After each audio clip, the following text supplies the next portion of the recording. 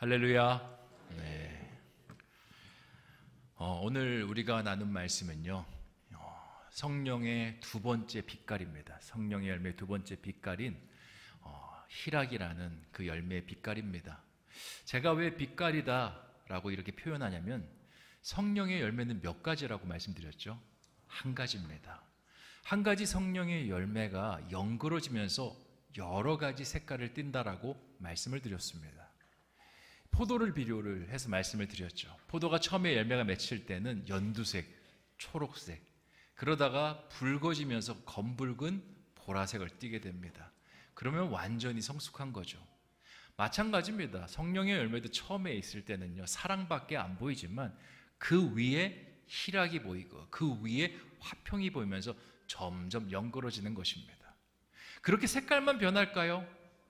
여러분 한번 포도나무를, 열매를 다시 한번 떠올려 보셨으면 좋겠습니다. 초록색일 때 그 열매를 따먹으면 무슨 맛이 납니까? 신맛, 텁텁한 맛이 나죠. 그러다가 이제 붉어지기 시작하면 그 안에서 달달한 맛이 느껴집니다. 그리고 완전히 검붉은 그 형태로 변하게 되면 이제 완전히 달콤한 맛, 사람을 행복하게 하는 그 맛이 그 포도 속에 담겨져 있습니다.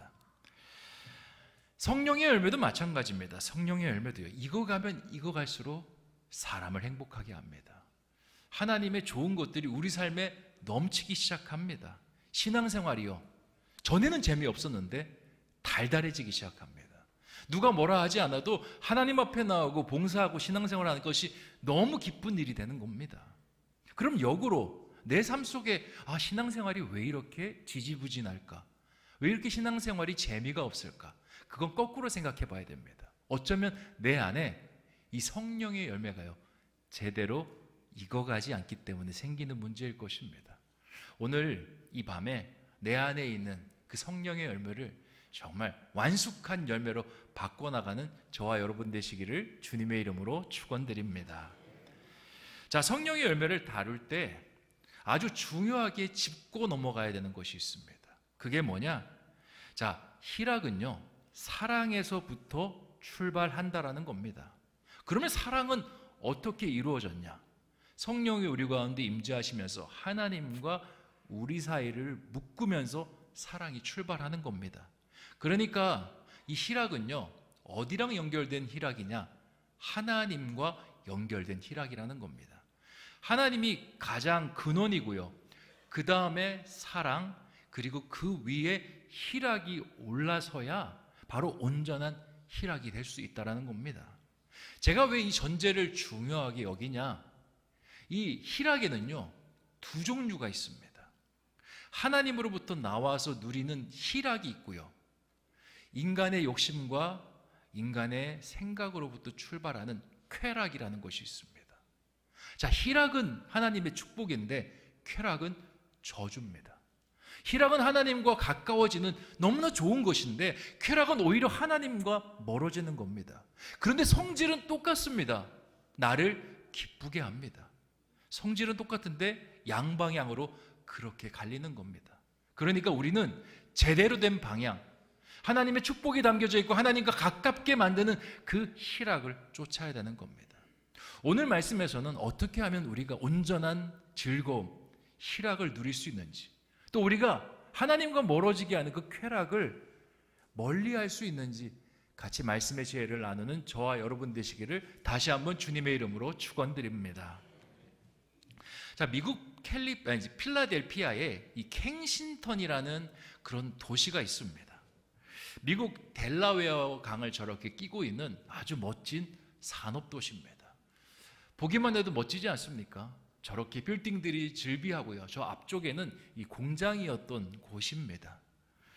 여기는 미국 속에서도 열정과 이 에너지가 넘치는 곳입니다. 미국에 있는 수많은 이민자들이 아메리카 드림을 꿈꾸면서 왔을 때 이곳을 가장 중점적으로 중심 도시로 삼았습니다. 여기는요, 이민자들의 도시였고 성공을 꿈꾸는 사람들의 도시였습니다. 20세기 초반까지만 해도 여기는 엄청난 산업도시였습니다. 공장들이 막 돌아가고요, 기계 소리가 끊어지지 않는 그런 도시였습니다.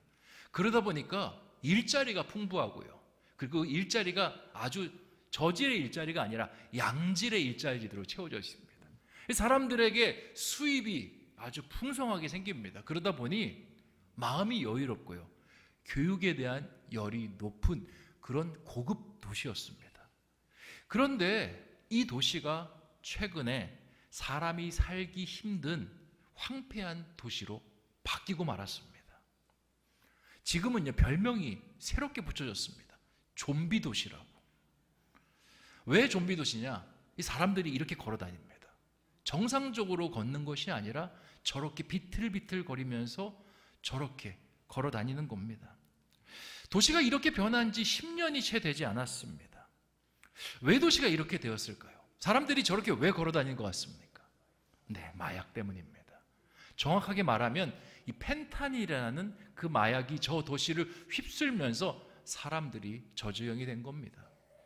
거리 자체가 좀비처럼 걸어 다니는 사람들이 있기 때문에 좀비 도시다라고 그렇게 희화화하면서 부르고 있는 겁니다. 요즘 이 도널드 트럼프 대통령이 중국과 이 펜타닐 전쟁을 벌이지 않습니까? 저런 도시들이 미국 안에서 곳곳에 생겨나기 때문에 그렇게 전쟁을 벌이는 겁니다. 그럼 펜타닐이 나쁜 거냐? 아닙니다. 펜타닐은요, 본래 진통제입니다. 말기암 환자나 그 CRPS라고 복합통증 부위 증후군이라는, 그러니까 온몸에 통증이, 이유 없는 통증이 생기는 사람들을 살리기 위해서, 그 사람들의 통증을 덜어지기 위해서 그 통증을 치료하진 않고요, 그 통증을 막아주는 그런 좋은 치료제입니다. 그런데 부작용도 있습니다. 이 약을 계속 투약하다 보면요, 중독성이 있습니다. 그래서 이 약을 한번 손을 대면 끊을 수가 없습니다. 그래서 이 펜타닐을 진통제긴 진통제인데 마약성 진통제다 이렇게 부릅니다. 의사의 엄격한 처방이 있어야 이 진통제를 사용할 수 있는 겁니다. 그런데 언제부터인가 의사의 손이 아니라요, 마약상들의 손에 의해서 이 펜타닐이 켄싱턴 도시 속에 유통되기 시작합니다. 사람들이 이것을 받아서 붙이게 되고, 그리고 혈관 속에 투여하면서 이 좀비로, 마약에 중독돼서 몸을 가누지 못한 사람을 그렇게 변해버리고 만 것입니다. 이 펜타닐이 과연 나쁜 것일까요? 아닙니다. 발명가는요, 나쁜 용도로 만든 것이 아닙니다. 사람을 살리기 위해서, 고통받는 사람에게 조금이라도 도움이 되고자 하는 마음으로 만들었습니다. 그런데 이게 왜 나빠지느냐? 어디에서 그 약이 나오느냐에 따라 달라지는 겁니다. 의사의 손에서 나오면 진통제로서 사람을 회복시키고 고통을 덜어주는 그런 좋은 역할을 하는데, 마약상의 손에서 나오면 어떻게 됩니까? 그 사람을 파멸시키고요, 그 사람을 좀비처럼 저렇게 황폐한 인생으로 만드는 그런 독약이 되는 것입니다. 희락도 마찬가지입니다. 희락도요, 성령을 통해서 나오면 사람을 살리는 겁니다. 하나님과 가까이 있게 하고 하나님의 그 기쁨을 같이 공유할 수 있는 은혜가 되는 겁니다. 그런데 그게 인간의 욕심에서 나오는 쾌락이 되면요, 우리를 망가뜨립니다. 우리를 죄의 노예, 사단의 노예로 그렇게 만드는 겁니다. 근데 이것을 구별하기가 참 어렵습니다. 예를 들어 볼까요? 여러분, 돈이 좋은 겁니까? 나쁜 겁니까? 나쁜 거? 좋은 거? 그럼 나쁜 거면 더 주십시오, 이제. 네. 집에 가실 때 저한테 주고 가시면 되겠네요. 돈은요, 좋은 것이 될 수도 있고 나쁜 것이 될 수도 있습니다. 어떨 때 나쁜 것이 되고 좋은 것이 되느냐? 하나님으로부터 와서 목적이 하나님이 될 때 좋은 것이 됩니다. 물질을 통해서 우리 가족이 삶을 살아갈 수 있습니다. 물질을 통해서 우리 교회가 이런 건물을 유지할 수 있습니다. 물질을 통해서 우리가 구제를 할 수 있습니다. 선교를 할 수 있습니다. 얼마나 좋은 겁니까? 근데 그 물질 때문에 향락의 문화에 빠집니다. 사치의 문화에 빠집니다. 음란의 문화에 빠집니다. 그러면 그게 독이 되는 겁니다. 건강도 마찬가지입니다. 건강 좋은 겁니까? 나쁜 겁니까? 좋은 거라고 생각하죠. 근데 너무 건강이 좋아서 주일날 저기 좋은 산에 가 있으면 어떻습니까? 좋은 것 필라테스하고 막 몸을 예쁘게 만드는 그런 곳에 가 있으면 어떻겠습니까? 그게 과연 좋은 것이라고 할 수 있겠습니까? 그러니까 목적이 하나님을 위해 나아가게 되면 그게 희락이 되는데 사람을 향해 있고 나를 향해 있고 그렇게 있으면 그것이 쾌락이 돼서 하나님과 멀어지게 한다라는 겁니다. 많은 그리스도인들이 하나님 안에서 살고 누리는 것이 희락이라는 걸 알고 있는데요. 근데 자꾸 우리만 해도 그렇습니다. 쾌락을 쫓는 경향성이 있습니다. 여러분 그렇지 않습니까? 하나님을 위해 돈 벌고 하나님을 위해서 쓰는 것이 은혜이고 정답이라고 하지만 우리가 우리 스스로 돈을 쓰는 것 그리고 하나님 앞에 드리는 것들을 돌아보면요, 참 부족하고 하나님 앞에 온전히 드리지 못할 때가 얼마나 많은지 모릅니다. 건강을 하나님을 위해서 사용한다라 하면 너무나 좋고 그게 바른 신앙인이라는 건 아는데 잘 안 됩니다. 왜 이렇게 정말 좋은 것을 보러 가는 곳에 내 시간을 투자하고 싶은지 하나님 쪽으로 나오는 것이 그렇게 잘 되지 않습니다. 왜 그런 것 같습니까? 제가 곰곰이 생각해 봤는데 그게 있더라고요. 하나님 앞에 물질을 드리고 하나님 앞에 건강을 드리면 하나님의 기쁨이 되지 내 기쁨이 된다는 생각이 안 되기 때문에 그런 문제가 생기는 것이 아닌가. 하나님 앞에 드렸는데 나는 손해입니다. 근데 하나님께 기쁨이 됐는데 그래서 드리긴 하는데 나에게 유익이 없으니까 자꾸 그 일들을 안 하게 되고 나중에는 그 일들을 줄여나가게 되는 겁니다. 그런데요, 이건요 사단이 주는 잘못된 마음입니다. 하나님께 희락을 쫓아서 나아가잖아요. 그러면 그 희락이 누구에게 주어지느냐? 바로 우리에게 주어집니다. 하나님의 희락이 아니라 하나님께서 말씀하신 희락을 쫓아가면 내가 기뻐지고 내가 행복해지는 것이 하나님의 희락의 특징입니다. 시편 16편 11절 말씀 다시 한번 읽어보겠습니다. 시작.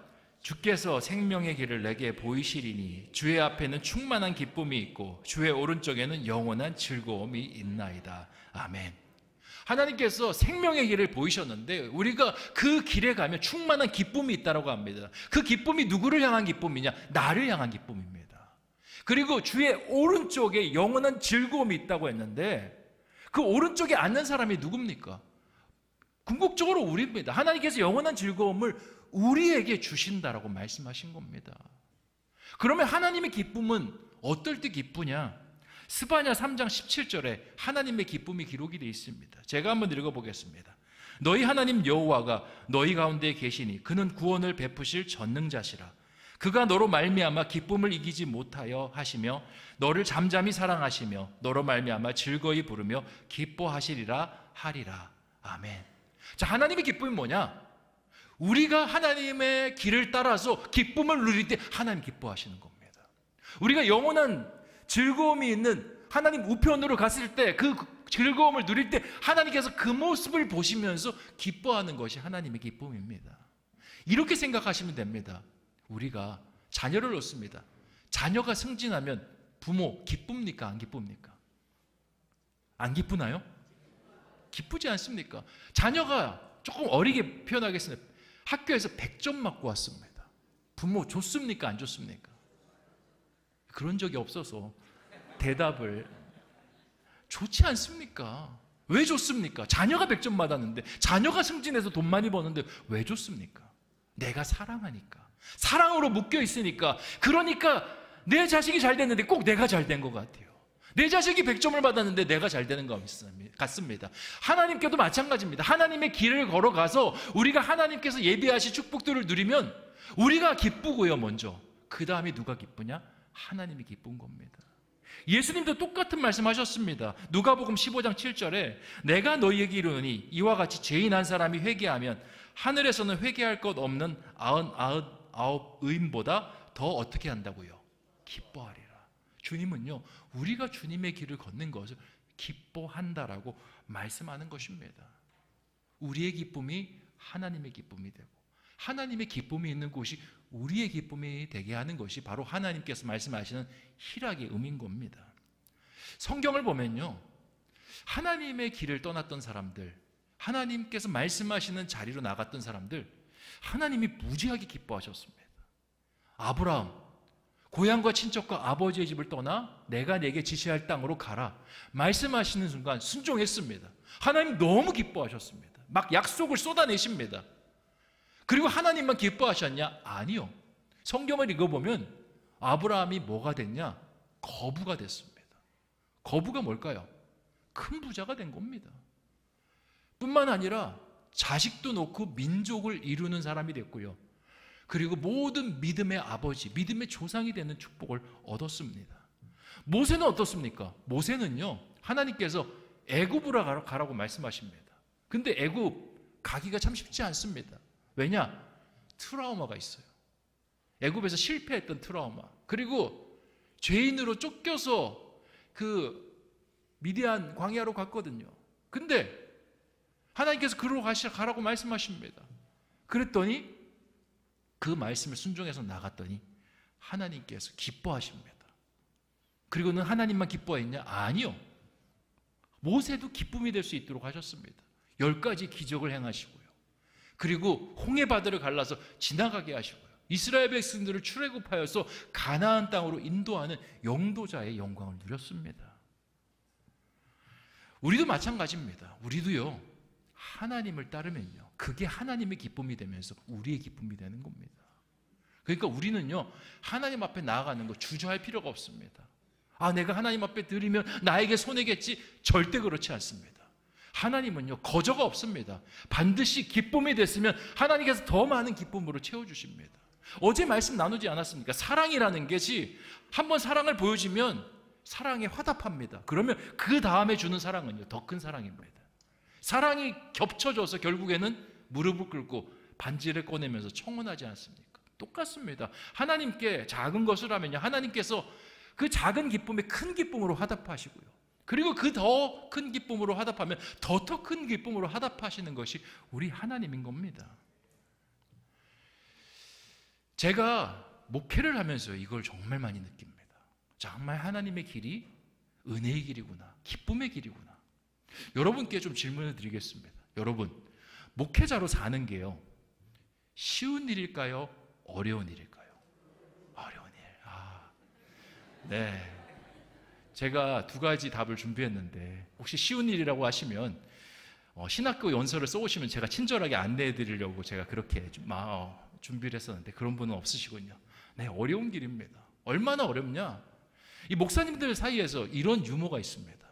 어떤 개척교회 목사님이 이제 태국에 단기 선교를 갔습니다. 태국에 단기 선교를 가면 이제 선교라는 게 그렇습니다.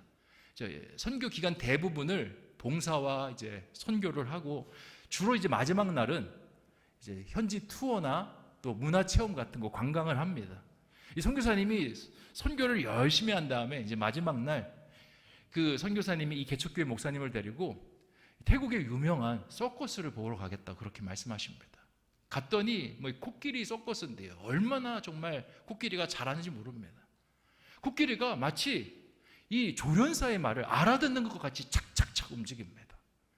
공연이 끝났을 때 조련사가 이야기합니다. 사실 이 코끼리가 사람의 말을 알아듣는 코끼리라고. 그래서 제가 말하면 그렇게 착착착 움직인다고. 제가 이 코끼리를 걸고 한번 여러분에게 자원자를 좀 받고자 합니다. 이 코끼리가 사람의 말을 알아듣는데 어떤 이야기를 해서 이 코끼리를 울게 만들면 제가 갖고 있는 100만 원을 여러분에게 드리겠습니다. 이야기하는 겁니다. 사람들이 여기서 저기서 나옵니다. 그리고는 자기가 갖고 있는 슬픈 이야기들을 코끼리한테 다 들려줍니다. 근데 코끼리가 아무리 이야기를 들어도요, 눈물을 흘리지가 않습니다. 고개는 끄덕끄덕거리는데 눈물을 흘리지가 않습니다. 그런데 이 개척교회 목사님이 손을 들고 나옵니다. 그리고는 코끼리의 귀에 대고 몇 마디 던집니다. 그랬더니 코끼리가 눈물을 엉엉 흘립니다. 조련사가 깜짝 놀라고 선교사님이 깜짝 놀랍니다. 나중에 왔더니 이제 선교사님 묻습니다. 아니 도대체 코끼리에게 뭔 소리를 했길래 코끼리가 저렇게 정말 통곡하면서 웁니까? 별말 안 했어요. 그냥 개척하면서 힘들었던 이야기 했더니 저렇게 울더라고요.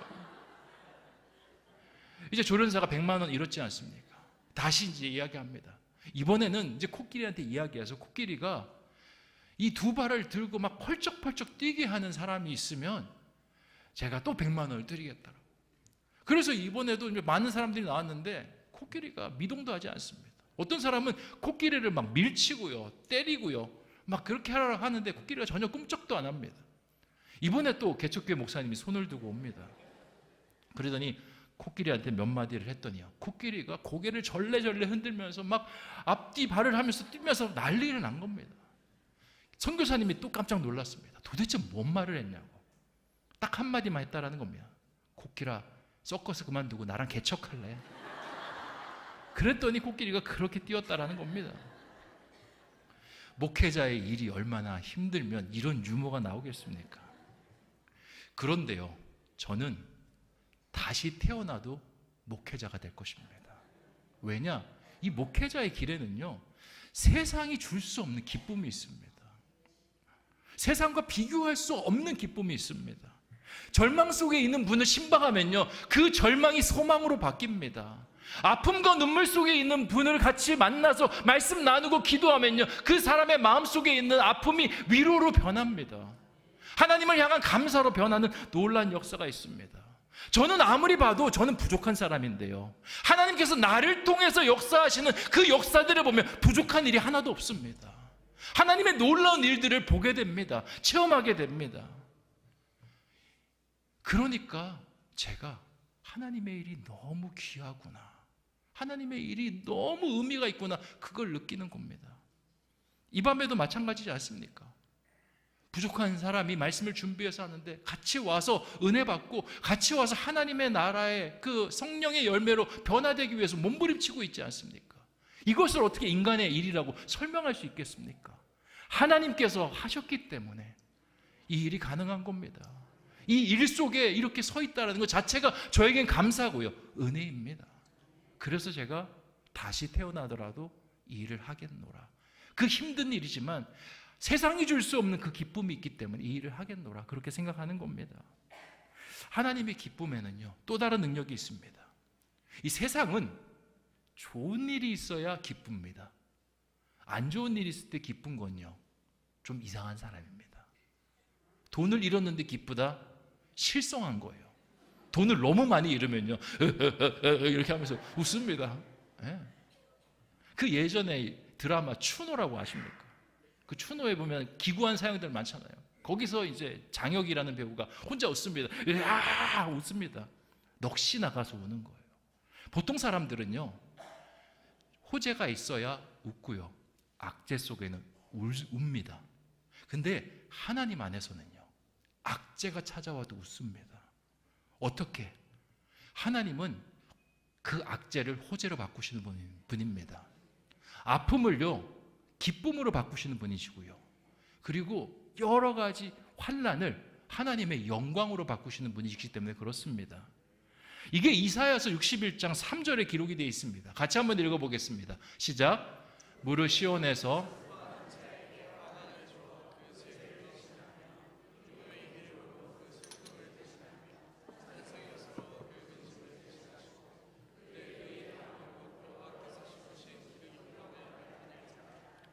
을 받게 하려 하심이라. 아멘. 이게 하나님의 기쁨입니다. 슬픔 대신 기쁨을 주시고요, 찬송의 옷으로 근심을 대신하시고요, 영광을 나타내도록 하나님께서 모든 문제를 바꾸시는 분이 우리 하나님이신 겁니다. 그런데 아무리 희락의 기쁨이 있다고 해도 사람들은 자꾸 쾌락으로 쏠립니다. 왜 그런 줄 아십니까? 이 쾌락이 더 직관적이기 때문에 그렇습니다. 이 쾌락에는요, 주로 감각이랑 연결이 되어 있습니다. 음란한 것 쾌락입니다. 근데 감각적이죠. 쉽게 사람에 빠져듭니다. 술 취하는 것 감각입니다. 그러니까 쾌락으로 자꾸 빠지는 겁니다. 죄를 짓는 것도 감각적입니다. 그러니까 죄를 끊질 못하는 겁니다. 그 펜타닐에 중독되는 것도 마찬가지입니다. 감각이기 때문에 거기에 빠져드는 겁니다. 사도 바울 시대에 이 감각적인 쾌락만을 쫓던 사람들이 있습니다. 그 사람들을 뭐라고 부르냐면 쾌락주의자들이라고 부릅니다. 이 쾌락주의자는요, 인간이 행복한 것이 선이다라고 이야기합니다. 그러니까 모두가 선하게 살 수 있는 방법이면 그게 최고다라고 이야기를 하는 거죠. 근데 이 사람들의 특징이 있습니다. 삶이 문란합니다. 삶이 정돈되어 있지 않습니다. 자신의 소견에 옳은 대로 삽니다. 과연 이런 세상이 행복할까요? 성경에 사람을 위해서 정말 좋은 세상이 있었습니다. 사람들이 사람의 기쁨을 누리면서 살던 도시가 있었습니다. 어디냐? 소돔과 고모라. 그 도시가 어떻게 됐습니까? 결국에는 하나님 손에 멸망하는 도시가 될 수밖에 없었습니다. 켄싱턴 사람들 처음에 펜타닐에 손대진 않았을 겁니다. 이 펜타닐이요, 마약의 수백 배입니다. 처음에는 작은 마약에 손을 댔을 겁니다. 근데 그 작은 마약을 손에 대면서 감각이 늘었습니다. 더 작은, 더 큰 감각을 원하고요. 더 자극적인 감각을 원하기 시작합니다. 처음에는 대마초, 그 다음에는 어떤 코카인, 필로폰, 이렇게 발전하다가 나중에는 이 펜타닐까지 손을 대는 겁니다. 펜타닐도 그냥 붙여서는요, 그냥 맞아서는 저렇게 좀비 인간 안 됩니다. 저걸 양을 극대로 높여야 저런 인간이 되는 겁니다. 결국에는 감각만 쫓다가 어떻게 됩니까? 나는 너무 기쁜데, 나는 너무 행복한데 내 몰골은 허리를 젖히고 고개를 숙여서 들지 못하는 그런 인생으로 사는 것 아니겠습니까? 소돔과 고모라의 모습이 딱 거기에 담겨져 있습니다. 그래서 성경에서는요, 쾌락을 쫓는 것이 인간을 망가뜨린다라고 이야기합니다. 전도서 2장 1절 2절 말씀 제가 읽어보겠습니다. 나는 내 마음에 이르기를, 자, 내가 시험 삼아 너를 즐겁게 하리니 너는 낙을 누리라 하였으나 보라, 이것이 헛되도다. 내가 웃음에 관하여 말하여 이르기를 그것은 미친 것이라 하였고 희락에 대하여 이르기를 이것이 무슨 소용이 있는가 하였노라. 아멘. 자, 이 전도서는요, 솔로몬이 쓴 글입니다. 솔로몬이 언제 썼냐? 그의 노년에 썼어요. 솔로몬은요, 평생을 쾌락을 쫓으며 살았던 사람입니다. 처음에 왕이 될 때는 뭔가 희락을 쫓는 사람처럼 보였어요. 하나님 앞에 일천번제도 드리고 성전도 건축하고. 그런데 돌변합니다. 쾌락에 빠지게 되고요, 쾌락을 쫓습니다. 여자를 굉장히 좋아합니다. 그래서 후궁을 뒀는데 처음에는 1명, 2명, 근데 끝이 없습니다. 얼마까지 두냐? 성경에 700명의 후궁을 뒀다고 합니다. 그럼 첩은 몇 명이냐? 첩은 300명. 그러니까 1000명의 후궁과 첩을 둔 겁니다. 하나님께서 기뻐하지 않은 일인데 그렇게 하는 겁니다. 성경에서 하나님께서 군대와 군마들을 두지 말라, 병거를 두지 말라라고 말씀하셨습니다. 근데 솔로몬요, 군대와 군마, 병거를 얼마나 많이 뒀는지 마국간을 어마어마하게 지어서 그 말들을 관리하게 했습니다. 지혜는 하나님께서 주셨잖아요. 그러면 이건 하나님을 위해 사용해야 되지 않습니까? 근데 뽐내는 데 사용합니다. 사람들이 오면 난 이렇게 똑똑한 사람이야, 나 대단한 사람이야, 자기 즐거움을 위해서 사용하다 보니 결국에는 하나님의 영광이 아니라 자기만 남는 그러한 모습으로 그렇게 남고 맙니다. 그렇게 살면 행복해야 되잖아요. 마지막 모습이 어떠냐? 펜타닐에 취한 사람의 모습입니다. 너무 불행합니다. 자기만 망가진 게 아니라 주변을 다 망가뜨립니다. 이스라엘은 음란과 우상으로 채워져 있고요, 사람들의 마음속엔 선이 없고 악만 있는 모습들을 보게 됩니다.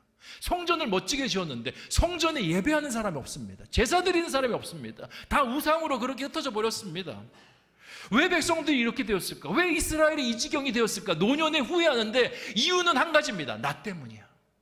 내가 하나님의 희락을 찾지 않고 쾌락을 쫓으니 이스라엘이 이렇게 되었구나. 그래서 전도서를 씁니다. 전도서 1장 1절 2절, 이게 전도서의 서문인데요, 이렇게 이야기합니다. 다윗의 아들 예루살렘 왕 전도자의 말씀이라. 전도자가 이르되 뭐하다고요? 헛되고 헛되니 헛되고 헛되니 모든 것이 헛되도다. 내가 쫓았던 쾌락, 그거 진짜 즐거움 아니더라. 그거는 헛된 것이고 나를 망가뜨린 것이구나. 그렇게 깨닫는 겁니다. 여러분 혹시 SNS라고 들어보셨습니까?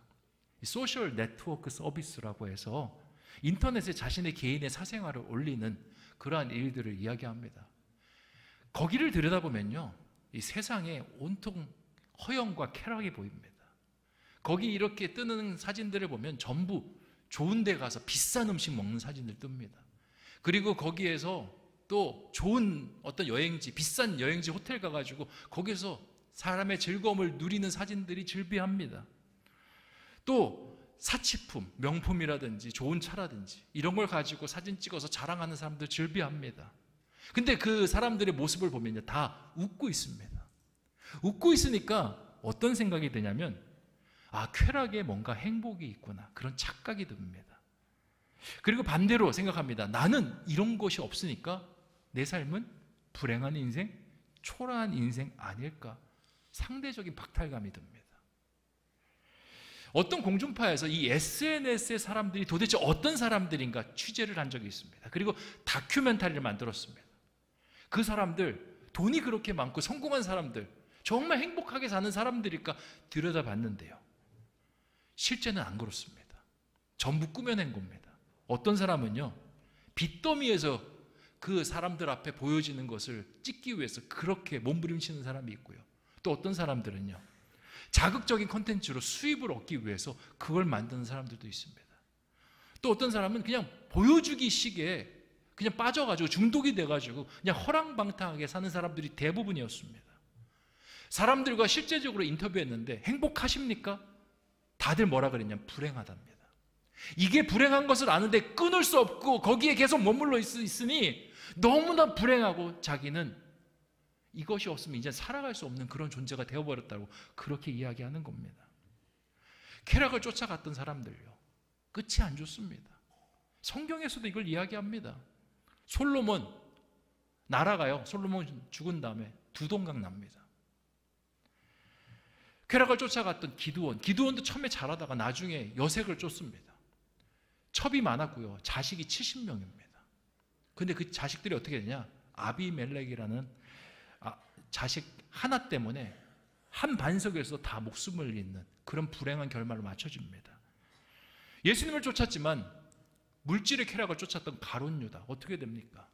결국에는 배가 터져서 죽는 그런 결말로 인생을 마칩니다. 디모데후서에 나오는 데마, 바울의 동역자였습니다. 근데 세상을 쫓아서 그렇게 나가버렸더니 그냥 영적인 배신자로 성경에 그냥 이름이 그렇게 남아버립니다. 전부 불행한 삶으로 인생을 맞춰집니다. 그래서 이 기쁨이라는 건요, 우리에게 양날의 검입니다. 어떤 쪽으로 산용하냐에 따라서 그게 내 목을 겨누는 칼이 될 수 있고요, 그리고 하나님의 일을 하며 사단과 싸워나가고 하나님의 기쁨을 누릴 수 있는 그런 무기가 될 수 있는 것입니다. 사랑하는 성도 여러분, 우리가 하나님 안에서 기쁨을 찾기를 원합니다. 하나님 말씀 따라 사는 것, 하나님을 위해서 헌신하는 것, 그리고 하나님을 위해서 드리는 것, 하나님께서 주신 것을 하나님 안에서 나누는 것, 내 것 손해보는 거 아닙니다. 오히려 하나님께서 나에게 기쁨을 주시고요, 은혜를 주십니다. 이제 말씀을 정리하겠습니다. 우리가 사랑을 하나님과 연결했으면요, 이제 두 번째 단계로 올라서야 됩니다. 희락입니다. 사랑했으니 이제는 믿고 따르는 겁니다. 하나님 믿고 하나님 길 걸어가겠습니다. 하나님을 위해서 헌신하겠습니다. 그러면 고통이 아니라 하나님께서 참 희락을 주십니다. 그런데 관계를 맺었지만 내 기쁨을 여전히 놓지 못하면요, 우리는 쾌락에 머물러 있는 겁니다. 쾌락의 끝은 파멸이고 심판인 것입니다. 여러분, 어떤 길로 나아가시길 원하십니까? 희락입니까? 쾌락입니까? 여러분 안에 하나님의 희락의 열매가, 그 색깔이 맺혀지는 저와 여러분 되시기를 주님의 이름으로 축원드립니다. 기도하겠습니다. 좋으신 아버지 하나님, 오늘 성령의 두 번째 빛깔, 성령의 열매의 두 번째 빛깔인 희락에 대해서 같이 말씀을 나누게 하시니 참으로 감사합니다. 희락, 기쁨, 기뻐하는 건 다 그러면 성령의 열매인가? 아닙니다. 주님께서 하나님 안에서 사랑으로 묶여서 하나님을 향해 발현되는 것이 희락, 온전한 성령의 열매 희락이라고 말씀하십니다. 내 안에 지금 어떤 기쁨이 있습니까? 인간적인 쾌락에 기쁨이 있습니까? 하나님 주신 희락의 기쁨이 있습니까? 나의 시선과 관심사가 어디에 쏠려 있습니까? 세상 사람들이 자랑하는 곳에, SNS에서 그렇게 자기를 과시하는 곳에 내 눈이 쏠려 있습니까? 하지만 하나님 앞에 머물러 있고 하나님 앞에 예배하며 헌신하는 것에 쏠려 있습니까? 하나님을 향해서 나아가면 고통이 아닙니다. 참 기쁨입니다. 하나님께서 기뻐하시고 나에게도 큰 축복을 허락하십니다. 아브라함이 그 축복을 받았고 모세가 축복을 받았으며 다윗이 그 축복을 받았습니다. 성경 인물들의 이야기 속에 그 이야기들이 내 이야기가 되게 하여 주시옵소서. 쾌락을 쫓아갔던 사람들, 가론 유다, 소돔과 고모라, 솔로몬, 결국 끝이 좋지 않았습니다. 하나님, 우리가 선한 데는 지혜롭게 하여 주시고 악한 데는 미련하게 하여 주셔서 하나님의 진정한 기쁨을 받아 누리는 우리 모든 신성의 교우 되게 하여 주시옵소서. 감사를 드리오며 모든 말씀 예수님의 이름으로 기도하옵나이다.